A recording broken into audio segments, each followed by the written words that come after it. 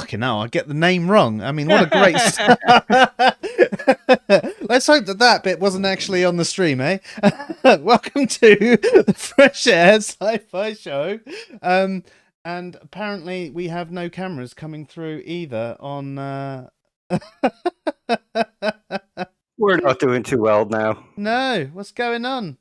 Right, let's start streaming. There we go. We're live now and we're here. There we go. I apologize for being slightly late and also not being able to say Fresh Air Sci-Fi or know what my name is. We were just having a little look around different ways to stream. So I use Restream, which is something that can broadcast to multiple channels. So people on Facebook can pick us up without having to go to YouTube, etc. Some people prefer a particular platform. So I was just looking at different ways to do it and their bit of software, and jumping back into Discord, which is our current preferred location. I happened to screw everything up, including my brain. That's what happens when you get old and past it like me. It's been one of those kind of days all round, to be honest. But yes, okay. Well, thankfully, most people aren't here for the opening seconds, so they wouldn't have necessarily got how much of an idiot I sounded, although anyone watching the rerun will probably do it, because I don't really edit them out. I let people see us in all our glory and all our mistakes. Obviously, as it is now December, I'm representing Star Wars month. But that is not the topic for tonight. Although, if anyone does want to, go into that sort of thing, then feel free to let us know and we'll address it in a future stream. But tonight's stream is about Russell's World and Russell's Teapot.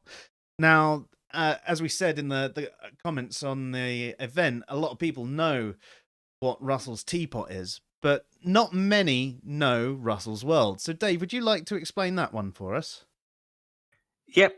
Russell's World is also known as the 5-minute hypothesis. And it's the idea that the world came into existence fully formed only 5 minutes ago. And we only appeared 5 minutes ago, but with it came into existence, and we have all the memories of 20 years ago. Our parents had memories of when they were kids, that kind of thing. So essentially, you could even make it simplistic. If it came into reality 5 minutes ago, then me having my work day to day was completely imagined. That was planted in there as a seed, and all my experiences and life before that, all the previous streams, we didn't actually record them. They're just there. Yeah, that's basically it. And that would explain why I fucked up today and didn't fuck up the others. Because we're not practiced yet. Yeah, because it's the first time we've done one. Exactly.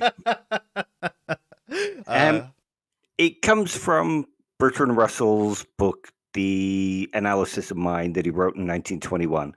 And the exact way he's phrased it here is, there is no logical impossibility in the hypothesis that the world sprang into being 5 minutes ago, exactly as it then was, with a population that remembered a wholly unreal past.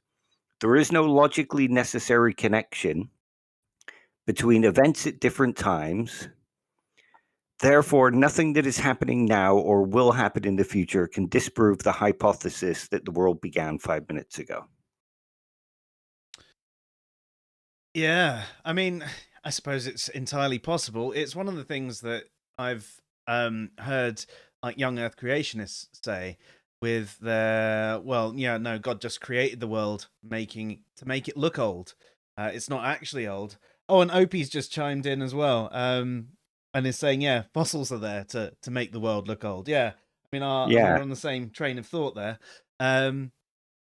Yeah, and I suppose both arguments are equally valid. I don't know if either of them are particularly sound. No, but the idea is that there is no empirical evidence that you could use to disprove it. No, I guess there isn't. I mean, if you argue that, well, look at the date of things, look at the carbon dating, well, the world came into existence like that. It just looks that old. Yeah. I mean, how does one actually go about arguing against that? Yeah, there's a few arguments about it, and it really, for the young Earth creationist one, it's actually kind of easy. The young Earth creationist one is called the Phallus Hypothesis, and it comes from an 1870. Hang on, I'll call my notes up. Yeah, it comes from a. Oh, I didn't actually write the date down. 1857. Sorry, and it's from a book by Philip Henry Goss, and it's the idea that when God created the world, He created it in a fully functional way, because Adam would have to be an adult. All the animals there would have to be fully grown. The trees would have to be blossoming fruit, etc., etc. But he would have to create it so it looked older. Hmm. So all the trees had rings in them to make it look like. So the easiest way, that's one of the easiest, because you can say, well, if God is wholly good and it's not in God's nature to deceive, then God wouldn't create a universe that tricked us into thinking it was billions of years old when it was only 10,000. Yeah, I mean that's an interesting one, isn't it? Because it's one of the contradictions that you commonly hear. You know, God wouldn't do something like lie. God wouldn't deceive. He might have created beings that can do such things, but God would not do that. And then they'll say that, and then they'll contradict themselves by saying, "Yeah, but God made the world look old. Why is He doing this? Trying to fuck with our mind? You know, what's He Yeah. do? What are the fossils for? We will see who believes in me now." It's true. And a lot of religious people argue that's the argument that they will use to say, well, no, old Earth creationism, not young Earth creationism. Which makes sense. Yeah. Opie says it could call into question whether the methodology that they use in paleontology is good enough. Yeah, I mean, it's the same with anything that dates the age of the Earth or dates things from billions of years ago, hundreds of thousands of years ago. Whether it's cosmic background radiation or carbon dating or any of the other methods. Well, the idea of using these stars to calculate how old the Earth is or how old the universe is doesn't work, because the stars came in fully formed with light in our skies. So it was created with the light having traveled that far already. Yeah, which is more complex and mind-boggling than it happening naturally over billions of years, is it not? It is. And that's one of the arguments, of course. I'll get to that in a bit. Bertrand Russell calls the hypothesis wholly uninteresting. And I Okay. suppose it is, yeah. I mean, for some it is, because, well, things are just the way they are. Mhm. But for an epistemologist, an external world skepticist, or like Opie says, for a paleontologist, it casts doubt into the methods. Mm. And I suppose it helps us refine our methods that little bit more. Which is always good, really. Oh, yeah, definitely. I think anything that calls into question and makes us take a, oh, is that right? I just need to double check my work there. It's always a good thing to do, but I still don't see how there is any way that you could absolutely debunk it in any way. Like you said, they're like with the YEC one. Obviously, if you've got the God is wholly good, he won't deceive us. So therefore, etc. But if he's not, Yeah. And if you go with Stephen Law's evil God argument, then God is a deceiver. God is evil. He would want to trick us.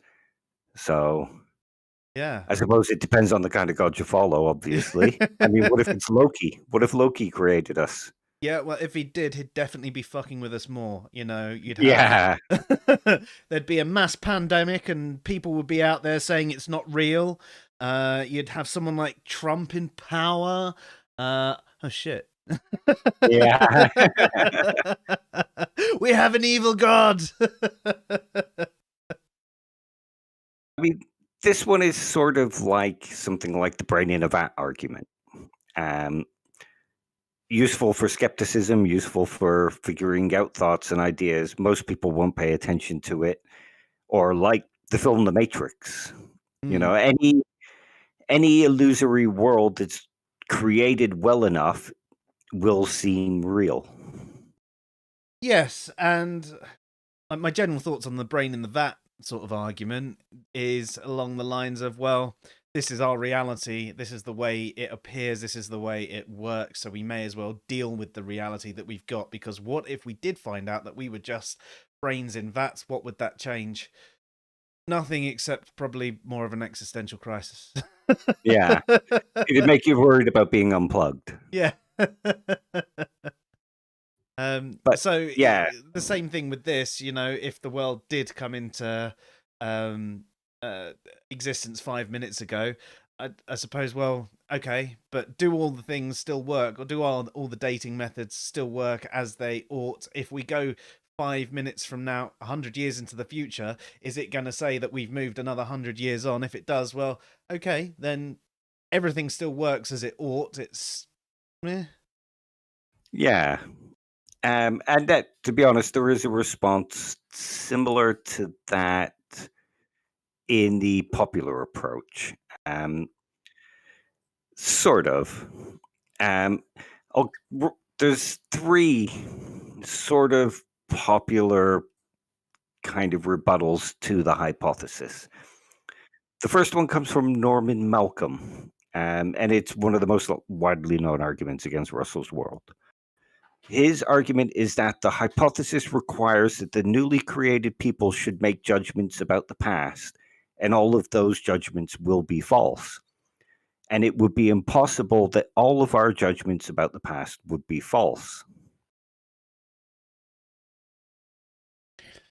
It doesn't seem impossible to me. Yeah.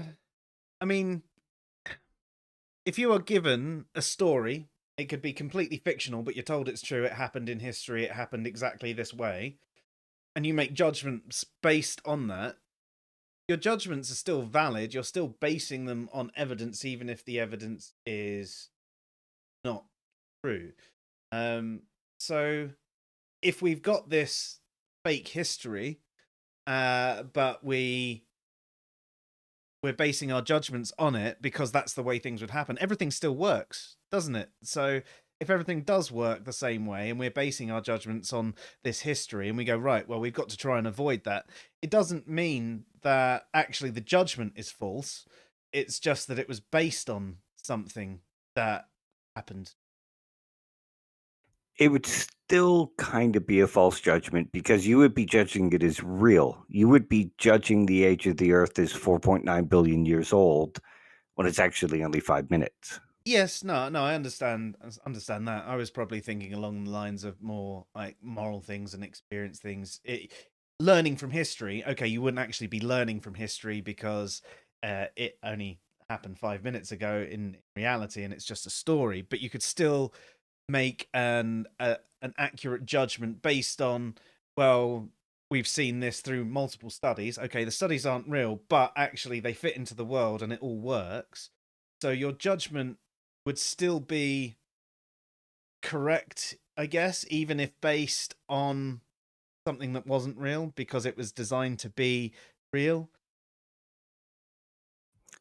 Like Opie says, the judgment is irrelevant, the justification is what matters. Yeah. And you wouldn't have a real justification for it. But would you know that you don't have a real justification for it? That's it. It's one of those hypotheses that's kind of unfalsifiable. You could never give evidence in support of it, but you could never give evidence against it either. Hmm. So empiricists, all these people claiming, well, empirical evidence for anything. Well, tell me what you could give me as empirical evidence to dispute this one. Yeah, yeah. And the only thing that they could quote is, well, look at the background radiation, carbon dating, etc., etc. You go, okay, but if things were created to be that age, how do you prove that not to be the case? Exactly. And what could you give to say, it did happen this way? There's nothing um, except for an interesting hypothesis. Yeah.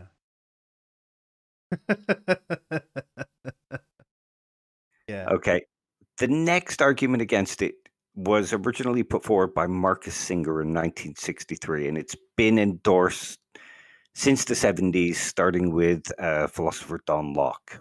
Okay. And this is the argument that, well, Russell's hypothesis is not self-defeating in the sense that it's contradictory. It does disqualify itself as a hypothesis. This is because it rules out any possibility of there being evidence for or against it.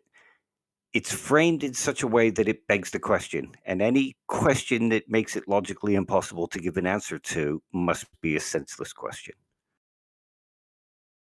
Yeah.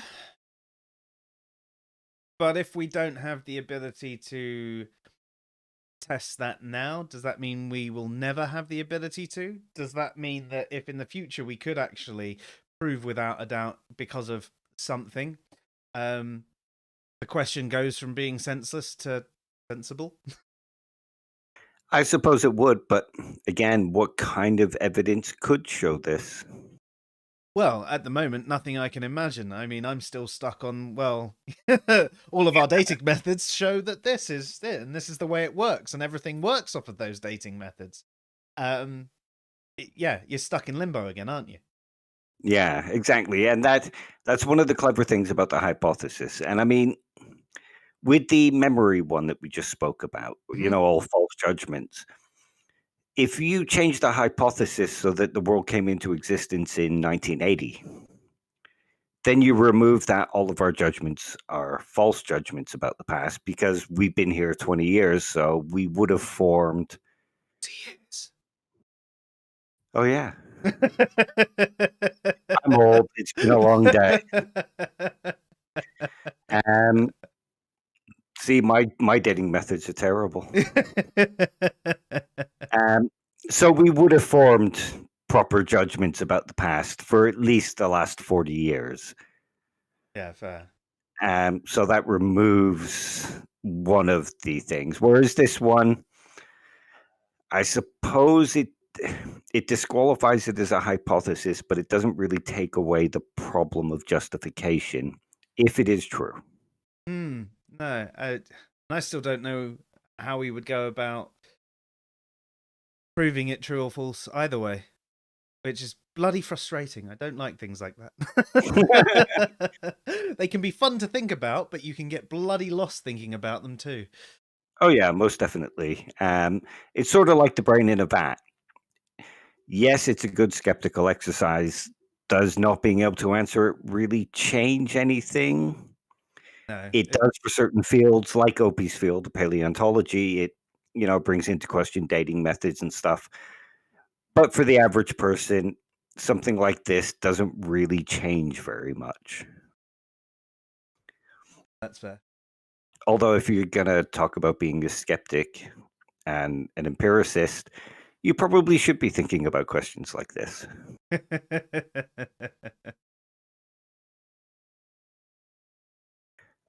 So you mentioned there was another one as well. Argument against it. Yeah, this one's generally considered the popular approach. Right.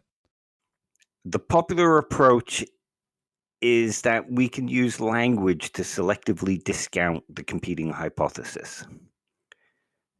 So if we consider Russell's hypothesis and we Hmm. consider what we generally see as the world now, if we consider that the world came into being 5 minutes ago, we would refer to memories formed in the last 5 minutes as remembering, but those before that as remembering.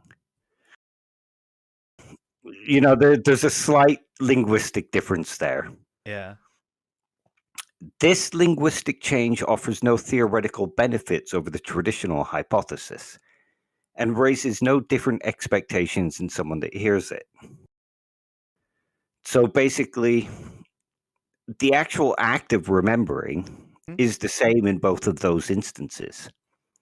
It's just that you would be referring to them slightly differently. Without realizing that you. Yeah.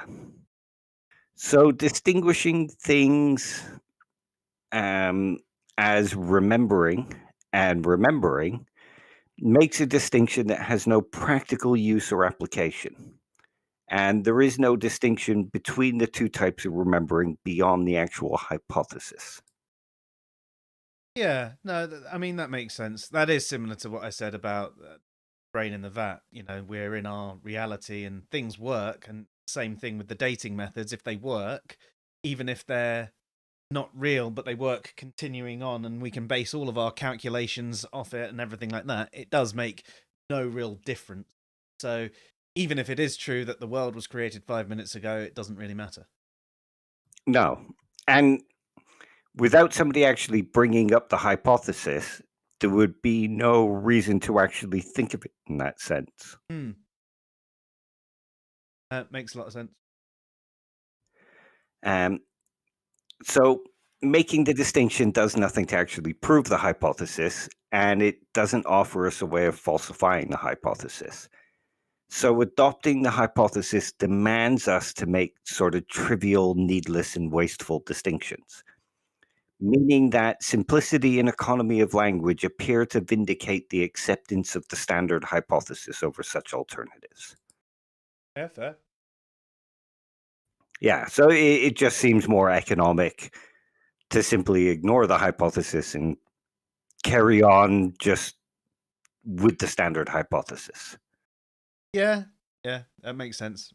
As we said, similar to brain in vat, just get on with it. Yeah. Nothing you can do. Everything still works regardless. So get on with it. That's it. It doesn't help somebody like Opie, though. No, no, it doesn't. But again, I mean, his methods still work, don't they? So it might be inaccurate that these things are actually millions of years old, but in 100 years' time, it would still show another 100 years on, because they were built or designed or created millions of years old to start with. So even though they are only 5 minutes old, the science still works. His dating method still works. They can still carry on refining them. So again, it changes nothing. It just means that the answer that yes, this is millions of years old is actually wrong, even though the science works. And there's no way for any of us to tell that it's wrong. So for all intents and purposes, it's actually right, but it's not. It's right rather than it being right, as you mentioned with your remembering and remembering. Yeah, that's it. And it seems like such a wasteful distinction to have to carry on thinking, well, is this a million years minus a million years and 5 minutes minus a million years old? Or is it more economic and more reasonable to just say, well, maybe it did, but it looks this age, so we carry on with this age.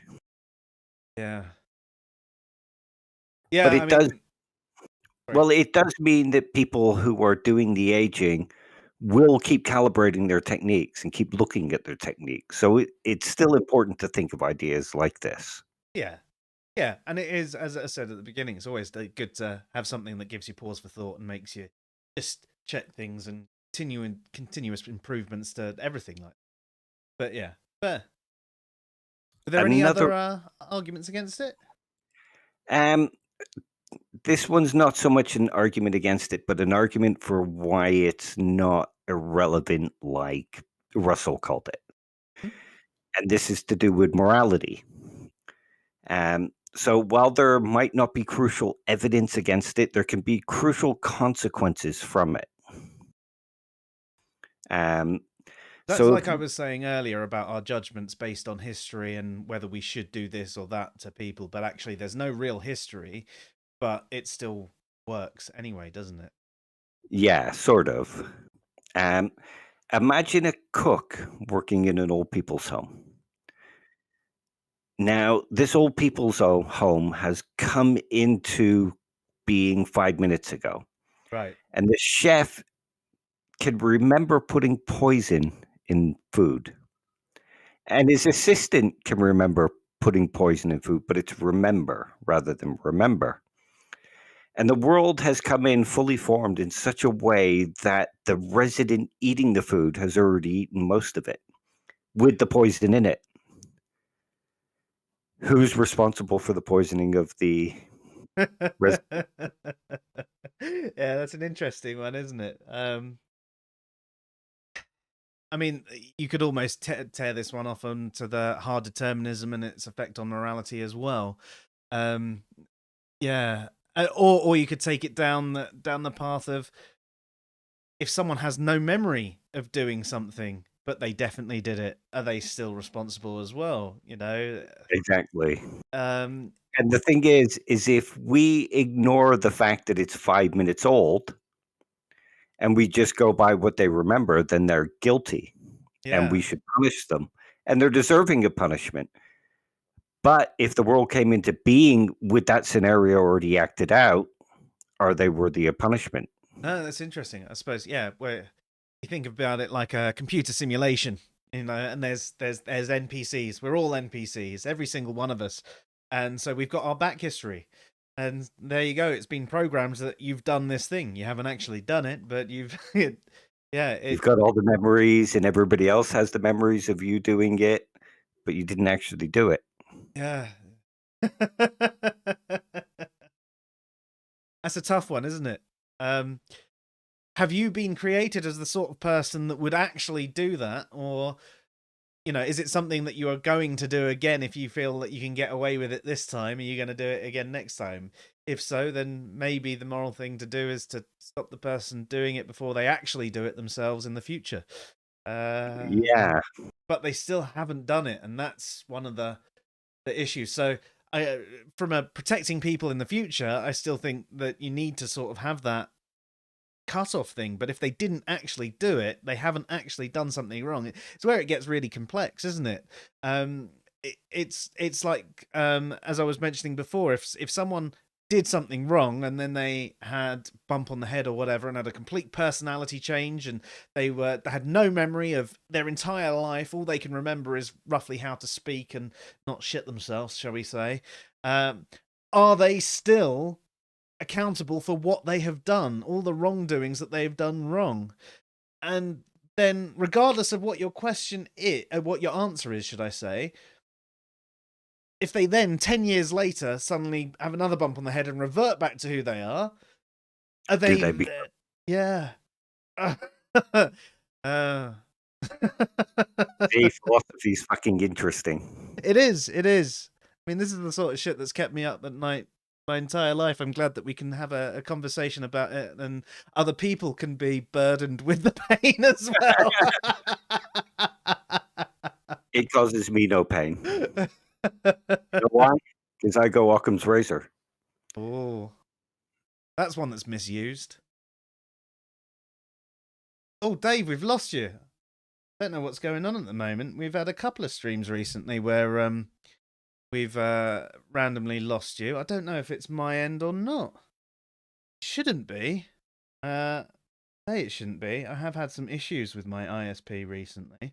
Now, obviously, right now, what I'm doing is trying to buy time for you to suddenly pop back into existence. And there you are. Hope. Yeah. You just popped back into See, existence. 5-minute hypothesis. All Yeah. ties in. So, as I was saying, Occam's razor. Yep. If we look at the world around us and we say, well, all these dating methods seem to work, everything seems to look this old, everything seems to correlate, come together, we're adding on extra information that doesn't actually tell us anything new or useful Hmm. by saying, well, what if it came into existence five minutes ago? Yeah. Yeah. All the evidence points towards it being old Earth. Might as well just call it old Earth. Yep. No, I'm with you on that one. Definitely. And it's like Opie says, like Russell says, it's a fun intro to philosophy of paleontology, but not something discussed at any needed length. Fair. So yeah, it's a fun thought experiment.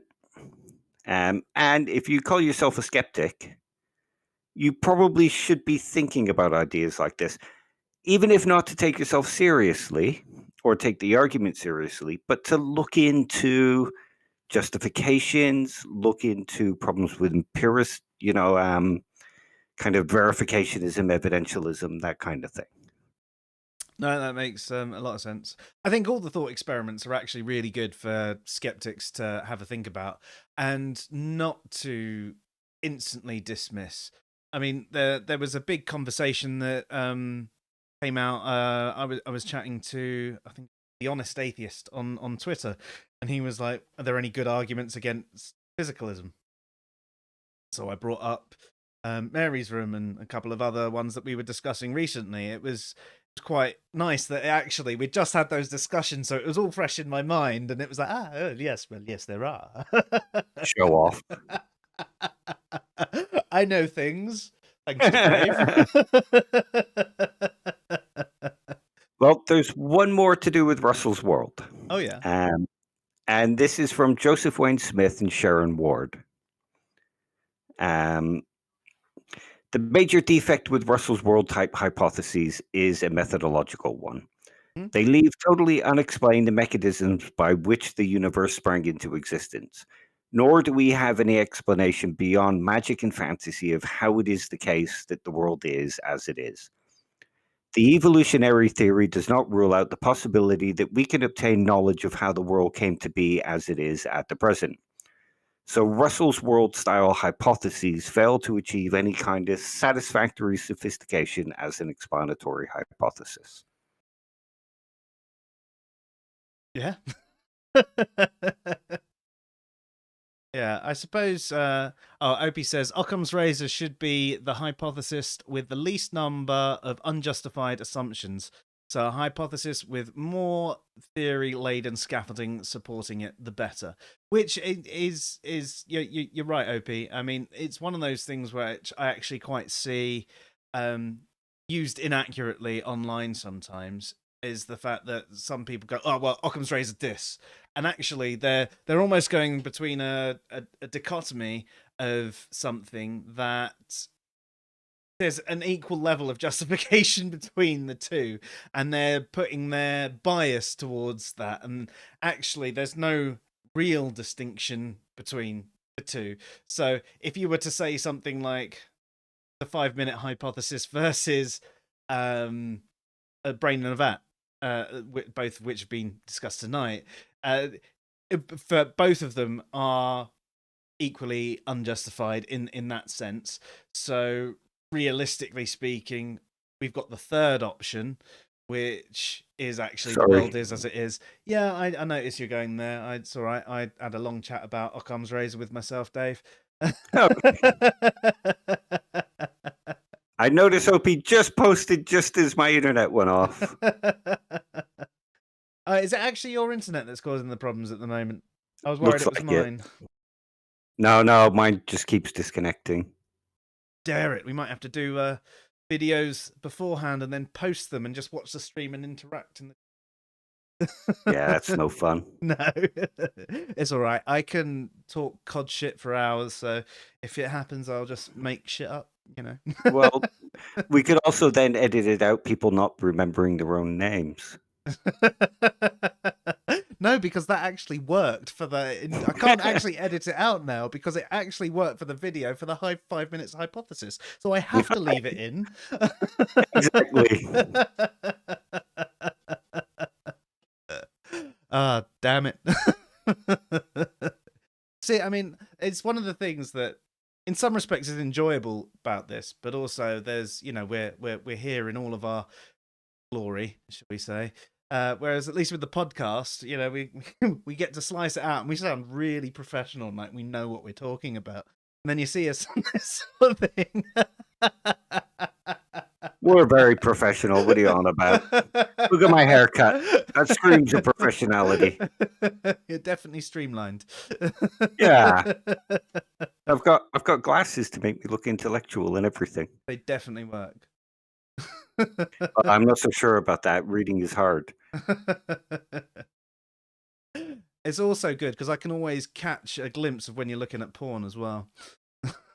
See the reflection of your screen. So all the time?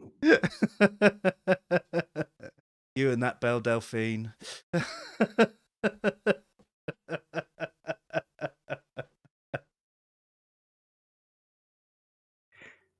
So yeah, that's basically the rundown of the 5-minute hypothesis and a couple of the answers against it. At least the more common objections to it. Yeah, no, cool. They it makes a lot of sense. And I do view that particular argument in the same way that I do view brain in the vat. At the end of the day, even if it is true, this is our reality, so we may as well deal with it as we've got it. Yeah. And like Opie says, it's a fun thought experiment, but not particularly discussed or not taken particularly seriously. It's good for honing our methods, but not something that we should get caught up in. No. Like we were saying about various thought experiments, they're all worth taking. They're all worth having a look at and look into, and maybe adjusting some of your views on it and trying to work out. It's quite common that we're all quite guilty of. Well, for example, if you going back to the physicalist view, people might have a view that this is physicalism. Then you present them Mary's room, and they go, "Well, are these things physical facts?" And all of a sudden they question it. They might come to the same conclusion, but even if they do, they probably have a better answer as to why they think they are still physical facts, even if they're not. So yeah, exactly. It's like I don't take the brain in the vat argument particularly kind of seriously, but at the same time I do because it's fun. Yeah. And presuppositionalists hate it when you can answer it. They do. I've not tried, but like it could be fun. Yeah. What's your standard response for it then? That God doesn't work as an answer either. Fair. Hey, Lord Bryant, how you doing? Hey, Lord Bryant, how's it going? Thanks for joining us again. Yeah, always good to have you here. We've just done Russell's World. Dave, do you just want to give him a quick rundown of what we briefly discussed? Okay, we briefly discussed the 5-minute hypothesis, where if we imagine that the world came into being 5 minutes ago, fully formed, and with people who have memories intact and memories of lifetimes and a history to the world and everything looking ancient. And then we went through a number of different arguments against it, and at the end of the day, it's very similar to the brain in the vat argument, where everything works anyway. So even if we were only here 5 minutes ago, or 12 minutes ago, 42 minutes ago, as it was, because you missed me fucking up my own name. Yep, it was fun. But yes, so we went through a number of arguments against it and compared it to how there is the YEC argument as well. So yes, you're dealing with a lacktheist on Twitter right now. They're always fun. Yeah, I do my best to avoid those ones as much as possible these days. I do. It's becoming hair pulling, to be honest. Yeah, I mean, I don't mind having the conversation. I don't mind having that discussion about different definitions and how they're valid and how they can work through various forms of logic, etc. I mean, that's all well and good. It's just when you get someone being incredibly prescriptive and dogmatic about it, which you tend to find with the average lactheist, that they're so tied into their identity of lactheism being atheism that they just reject everything else. They become denialists, and it's a painful topic. And to be honest, if someone, ask them if they want to have a discussion of different definitions, if they go, no, this is the only one, go, all right, then I'll catch you later. Because it's not worth having. Bye. Yeah, exactly. Yeah. At the end of the day, do remember that it is a valid definition, even if it is not the most sound.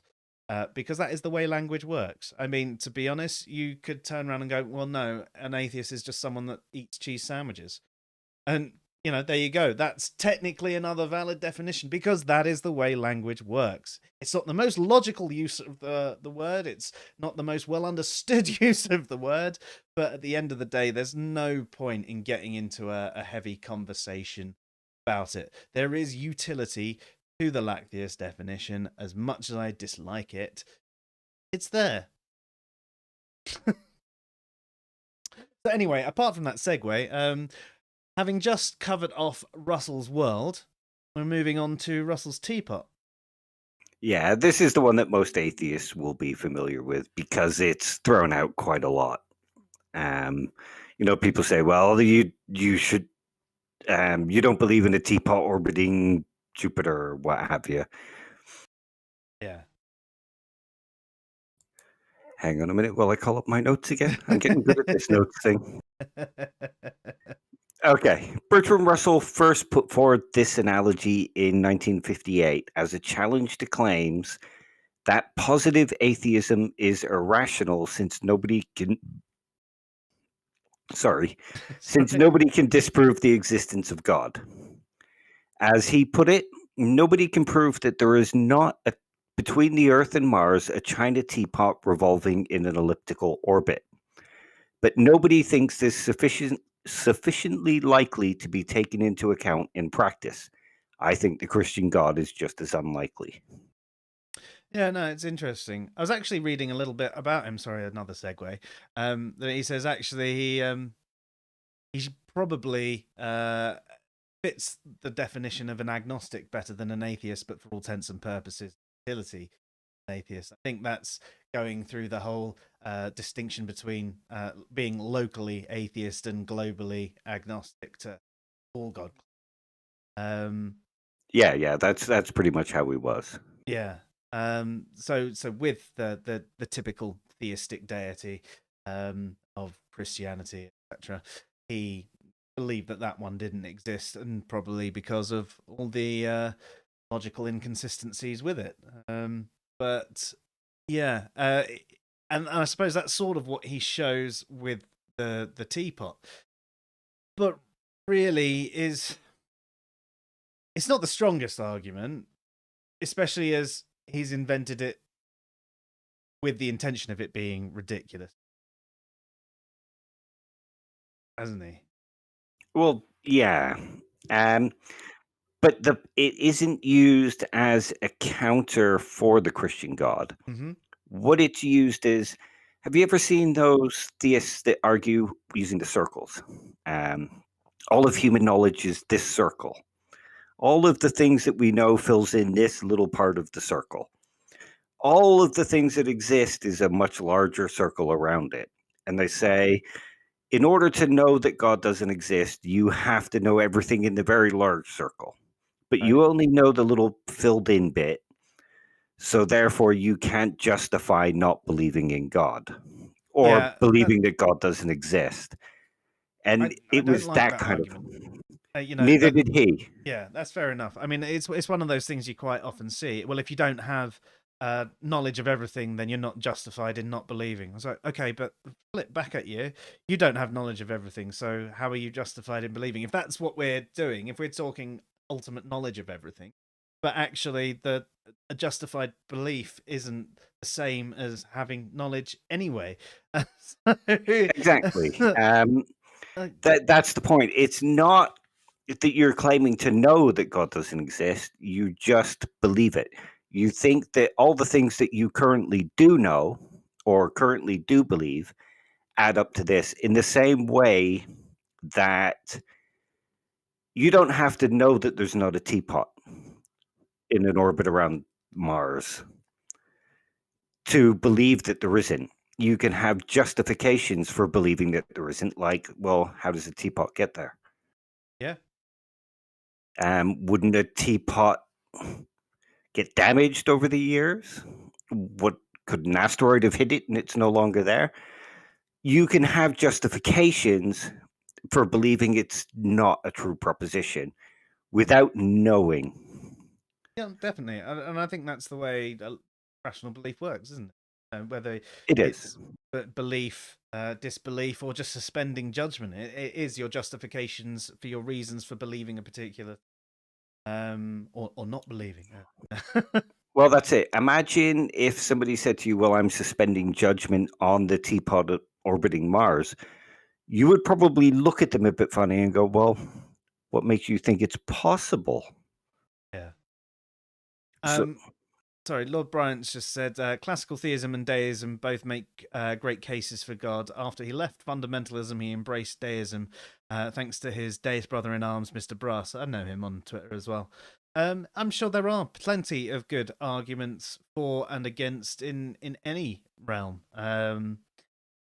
And there's so many different forms of all of them as well. You say classical theism, you're generally speaking of the omni-god, rather these days at least anyway, rather than the polytheistic deities, the more creator gods. And yeah, I'm sure there are plenty of half decent arguments. I've not found any of them convincing myself. I mean, I obviously did at one point, but I find other arguments more convincing, to be honest. And actually, if you want to come on a stream at some point and have a conversation about the arguments that you found the most convincing, we're happy to have you on here. As you know from us, we prefer to have a chat about things. I'm not going to try and pigeonhole you and go, you're wrong, and have an attack. That's not the way I like to operate. I'd much rather just understand why you believe what you believe and give you a forum to explain it. And who knows, maybe you'll convince some of our viewers of your point of view. exactly. It's better to have conversations than fights. Definitely. Sorry, Dave, though, I interrupted you there. That's all right. So did my internet. It's been one of those days. You know the notes I wrote for this that I sent you? Yeah. They took 6 hours to write with everything that was going on Oh, today. blimey. So it shows you what kind of day it was. A bit of a headache. Yeah. That's an understatement. Like dealing with atheists all day, basically. I think I'd rather have dealt with atheists Oh, all blimey. day. Yeah. That's not a good day. No. Yeah. Going back to Russell's teapot. In the current day, Mhm. a lot of the atheists use it as an argument for who shares the philosophical burden of proof. Mhm. And it can be used that way. If you make the claim that there's a teapot, well, I don't have to believe you until you can show me that there's a teapot there. Yeah. Yeah, no, that's fair enough. I do get frustrated with the burden of proof or the burden of justification, systemic justification, however you want to phrase it. People saying that it's only on someone who makes a claim. That is frustrating. There's definitely more of a burden on that person, but there are plenty of good arguments for different things. And Yeah. sometimes it's, well, the reason I don't accept this argument is this, and the reason I don't accept that. That's what your burden of justification the other way is. Sorry, I'm segueing again. Oh no, it's all good because it's still related. So yeah, the teapot can show us, well, if you make the claim, you have to justify the claim. But if you're going to turn around and say, well, I don't believe that claim, you've got to show some justifications for why you're not believing it rather than suspending judgment on it. Yeah. Yeah, like I mentioned earlier about suspending judgment, Opie's just mentioned that Russell's teapot is used to Debunk agnosticism. Say that it's absurd to suspend belief. Yeah. or It judgment. is in the case of the teapot. I mean, if I said to you there's a teapot orbiting the sun, and you said, "Well, I'm not so sure about that," I think you were a fucking lunatic. Yeah, yeah. Do you not know how gravity works and how Yeah, hot it is around there? I mean, realistically, exactly. Like I say, it's sort of used now by most atheists as a burden of proof thing, but that wasn't its original intent. You can show good reasons for why you don't believe in this teapot, and not just suspending judgment or lacking a belief in the teapot, but you can show good reasons. You don't have to know, but you can show good reasons for why you don't believe it is the case. yeah, that's fair. But that said, there are sensible reasons to suspend judgment as well. Not necessarily with the teapot With the example, teapot. but I do think that sometimes, especially when you first hear something, it's always good to try and go in with a don't know enough about this. I should not make a judgment until I've learnt enough. I know it's quite natural for us to start forming beliefs straight away, but if you can try and suspend your judgment until you know more about a topic. Oh, Um, yeah. Um, One other thing about Russell's teapot that's kind of interesting mm, is that it can be a good example of how apologetics work. So if you say, "I don't believe the teapot exists because we haven't seen it," and they say, "Well, you need a telescope," and you say, "Well, we've seen with our telescopes and we've seen nothing," and the person says, "Well, what if it's so small the telescope can't pick it up?" And it can show you how apologetics can be built up around a claim. yeah. And you actually see some atheists doing this with the teapot or with the comic book examples. Uh, Um, you you can't prove that Batman doesn't exist. Well, yes, I can. It's a fictional character written by somebody to entertain people. They well, say, how do you well, know what it if? wasn't based on it? Yeah, exactly. And they're then doing the same apologetics kind of things. They're not disputing your answer, they're not disproving your answer, but they're just trying to make a defense in order to hold on to this claim that their argument is successful. Yeah, very interesting. Um, I suppose that is sort of how apologetics in general does work. I mean, there's a lot of people with a lot of their arguments, and I'm not just talking about theistic apologetics. I'm essentially talking about anyone making Like excuses for anything. COVID-19. You Yeah, start yeah, with the COVID-19 conclusion. theories. Yeah. Yeah. Start with the conclusion that you want or believe, and then you try and find everything that fits in with it. So, like you say with COVID-19, it's a hoax. Here's all the things that fit in with it. As certain bits get debunked, oh well, it's either well you're just the enemy, it's false, it does work, or you go okay, well no, maybe that bit didn't work, but actually this bit proves it. And, Yeah. you know, I mean, a perfectly topical example is election fraud in America at the moment. All the arguments coming forward trying to prove it, and all these different people appearing out of the woodwork saying, well, I was 50 feet away and I was looking through a murky window and I saw them bringing a food van up. And I'm sure that I couldn't quite see into the van, but I'm sure that there was more than just food in it. it's hilarious. I mean, it's one of the things with the whole voter fraud. It's shown that I think the stats show that each year 0.0000008%, I think was the figure I was reading, are fraudulent votes. They do check and they do occasionally find some, but it's such a small quantity that it wouldn't affect, anything. Um, didn't they also Trump paid for a recount in Wisconsin or something like that, and they actually found 87 more votes for Biden. Yeah. He still lost, but they actually found more votes for Biden. Yeah. Oh He's shit, we were basic. wrong. You lost by more. Yeah, he's basically being humiliated twice, Yeah. and he deserves it. And he paid for the pleasure. Yeah. He's used to paying for pleasure, from what I understand.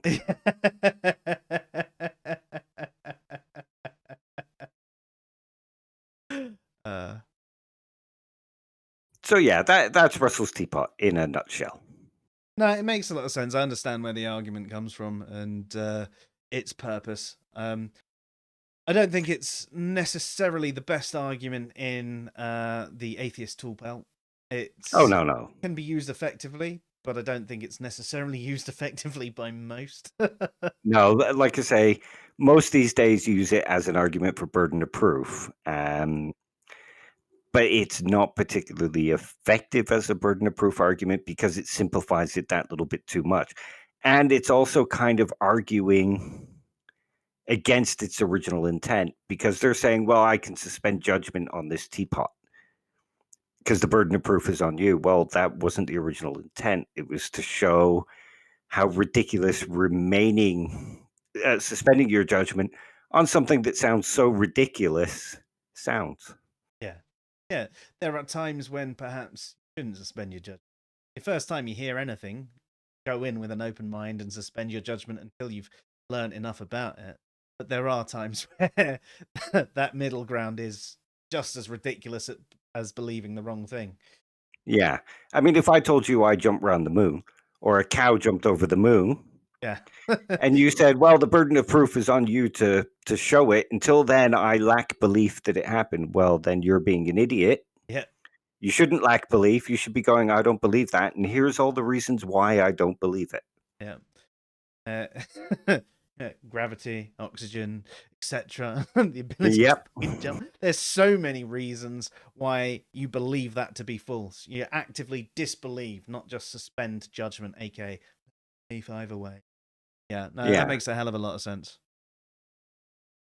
Well, awesome. So covered off Russell's world. So if you've been watching this stream, you know that we probably have been here for at least an hour anyway, but before the stream, it's like I never had been streaming before. I could not say our name or anything. Yeah, I even forgot to introduce myself tonight as well. We're professionals. So if Russell's 5-minute hypothesis is true, it happened just about an hour ago. Yeah, an hour and 5 minutes ago.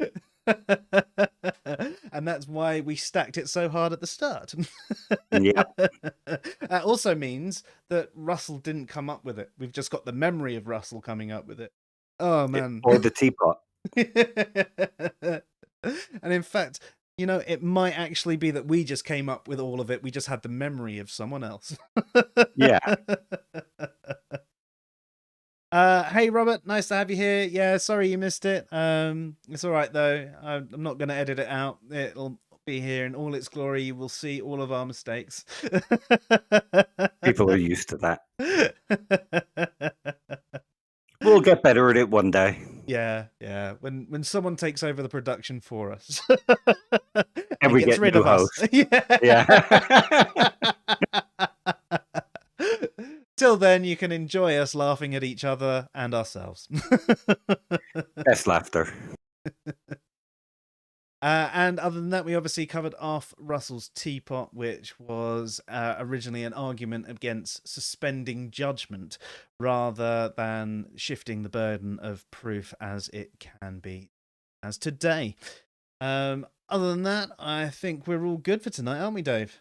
Yeah, that was a fun stream. And thank you, Opie, for suggesting the topic. Yes, definitely. And next time you suggest a topic, I want you to come and join us. Yeah. It'd be really good. And as I said, Lord Brian, if you do want to come on and discuss your beliefs at some point in the future, please feel free. And anyone out there who's got a topic that they might like to discuss with us, please let us know. Give us a couple of weeks so we can actually read up on the particular topic that you want to discuss. But other than that, we'd be well up for it.